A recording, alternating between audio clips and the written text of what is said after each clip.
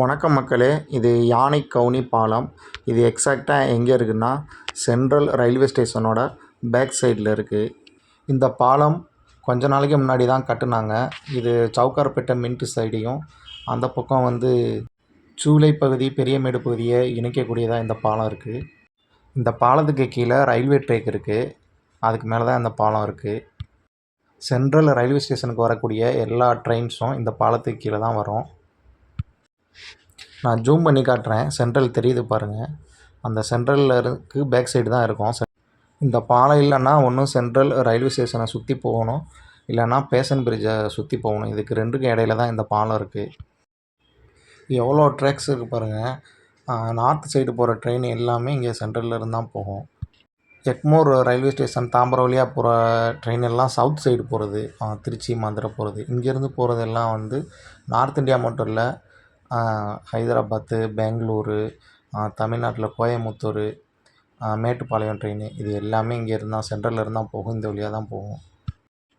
இப்போது போய்கிட்டு இருக்கிறது லோக்கல் ட்ரெயின். ஆப்போசிட்டில் ஒரு ட்ரெயின் வருது, அதுவும் லோக்கல் ட்ரெயின் தான்.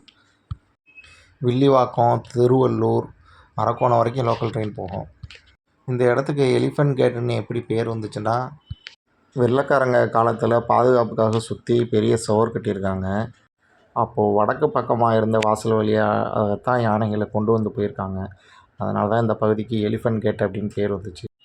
சரி, அப்படியே ரோடை கிராஸ் பண்ணி பாலத்துக்கு இந்த பக்கம் பார்ப்போம், அதாவது பேஷன் பிரிட்ஜ் பக்கம். ட்ரெயினோட என்ஜின் மட்டும் தனியாக போயிட்டுருக்கு. சென்ட்ரலாக நோக்கி போய்கிட்டு இருக்கு. ஸ்டேஷனில் பேசஞ்சர் ட்ரெயின் நிற்கி இல்லையா, அதில் இந்த என்ஜினை கனெக்ட் பண்ணி தான், அவ்வளோ பெரிய ட்ரெயினை இந்த என்ஜின் தான் இழுத்துக்கிட்டு போவோம். இந்த ரயில்வே லைனை கடக்கிறதுக்காக 1912 வெள்ளைக்காரங்க ஃபஸ்ட்டு இங்கே பாலம் கட்டினாங்க. அது 100 வருஷத்துக்கு மேலே இருந்துச்சு. அப்புறம் பாலம் பழசான உடனே கனரக வாகனங்கள், லாரி, கண்டெய்னர்லாம் அதில் போக அனுமதி மறுக்கப்பட்டுச்சு. அதுக்கப்புறம் இப்போது 2020 கம்ப்ளீட்டாக இந்த பாலத்தை இடிச்சிட்டு இப்போ புதுசாக கட்டியிருக்காங்க. அதனால் போக்குவரத்து நெரிசல் ரொம்ப குறைஞ்சிருக்கு. பழைய பாலம் ரொம்ப குறுகிய பாலமாக இருந்துச்சு, நிறையா டிராஃபிக் இருக்கும். இப்போ கட்டியிருக்க பாலம் நல்லா அகலமாக இருக்குது. உங்களுக்கு ரோடை பார்க்கும்போதே தெரியும், எந்த நெரிசல் இல்லாமல் ஃப்ரீயாக போயிட்டுருக்கு வாகனங்கள் எல்லாமே.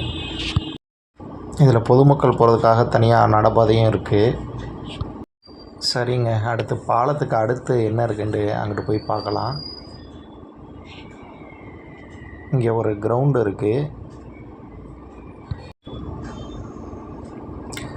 உள்ளே ஏதோ ஸ்கூல் ஃபங்க்ஷன் போல் இருக்குது. ஸ்கூல் பிள்ளைங்களாம் இருக்காங்க கிரவுண்டுக்குள்ளே.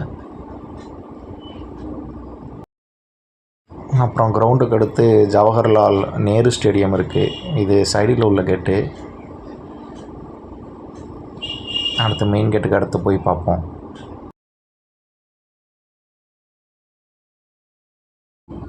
இதான் main entrance, Jawaharlal Nehru stadium.